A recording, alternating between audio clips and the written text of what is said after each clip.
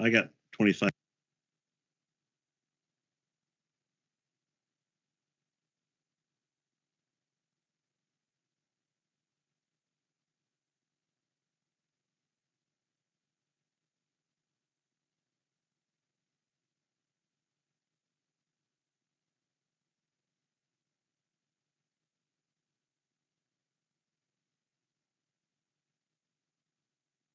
Okay, good morning. Today is Monday, July 22nd, 2025. It is 9 a.m. This is a regular meeting of the Board of Equalization. Oh, no, I'm sorry. This is a special meeting of the Board of Equalization.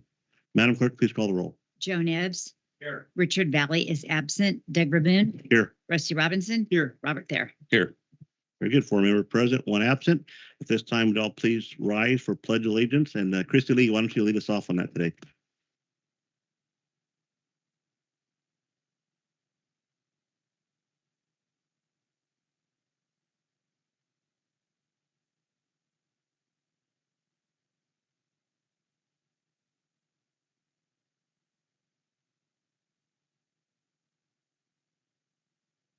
Very good. Okay, we'll go on now to unscheduled appearances. This is an opportunity for members of the public to address the board on items of interest within the board jurisdiction and which are not already on the agenda. The board will not answer questions impromptu, and concerns or complaints will be referred to appropriate staff. For items which are not on the agenda, members of the public will be provided with an opportunity to address the board on each item as it is brought up for discussion. Speakers are limited to 2 minutes. And do we have anybody that would like to speak? We did not receive any speaker cards, and we have no written comments and nobody online with their hand raised. Anybody in the audience? Nothing? Okay. We'll go now to item 3, approval of minutes. Approval of the minutes from June 3rd, 2025 special meeting. So move it, Chair. Moved by Supervisor Neves, second by Supervisor Thayer. Madam Clerk, please call the roll. Joan Ebbs. Yes. Doug Raboon. Yes. Rusty Robinson. Yes. Robert Thayer. Yes. 4 in favor, 1 absent. We'll go on now to item number 4, which is regular agenda items, and we have Christy Lee. Consider accepting the assessment roll reported as presented. Good morning, Chairman, Good morning. members of the board. Christy Lee, Assessor Clerk Recorder. So this morning we are doing the overview of the assessed values for the county, the incorporated cities and areas within rural parts of Kings County. And this year we're doing it a little different than in the past. Usually I do a PowerPoint, but I know your time is valuable. So I thought we're going to condense it a little since we do have our annual report. And then you can read the annual report at your convenience. And of course, I'm available for any questions, anytime if you just reach out. So some of the highlights in the report is the assessment roll grew by 4.35% this year.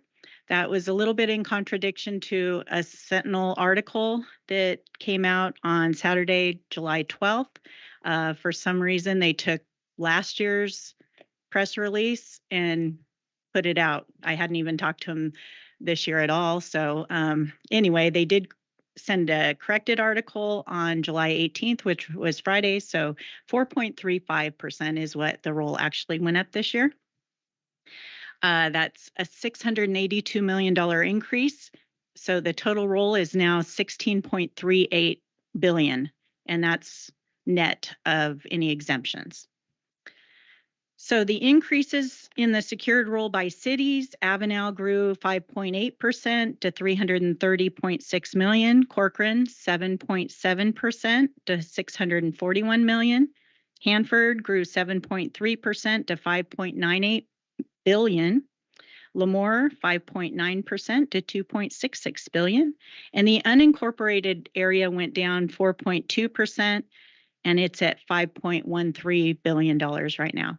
The reason for the reduction in the unincorporated area had to do with the ag preserve mostly, and it's a different way that we went about the valuation this year to reflect the issues with water and SGMA. In the past, we always did a crop rotation to value the land in that area, and this year we went into reflecting the rents. We felt that was a better reflection of what the actual ag properties were worth at this time. The law requires that we do an income approach to value. So you can either do that with rents or with crop rotation. And even though crops are up a little this year, the rents we think are better reflective, and that's a permanent change for the future. But with that, it did cause a little bit of a decrease in the ag values. So by assessment type, residential property went up 6.8%, commercial went up 10.1%, ag went down 3.4%, multifamily residents went up 1.2%, and unsecured assessments, which is personal property, boats, aircrafts, went up 20.4%. There's $515 million in low income and restricted properties. A decline of 6.4% was seen in oil and gas properties. Solar property assessments currently make up 15,000 acres. Deed recordings have remained relatively low for the second year in a row.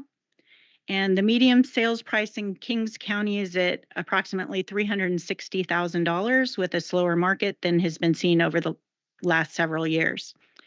And if you could just real quickly turn to page 12 in the handout. I just wanted to address one thing, and that's the decline in value page.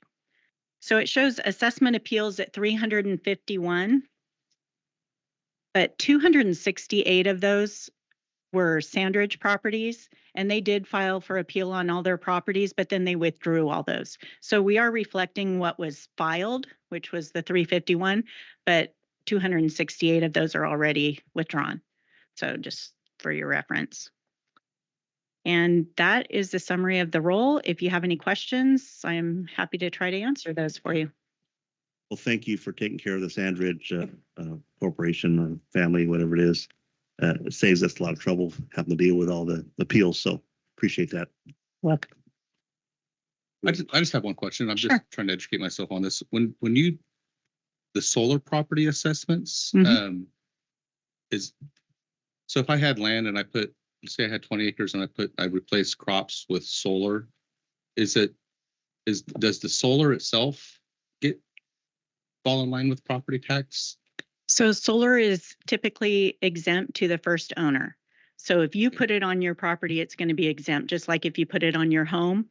There's no added value for property tax purposes.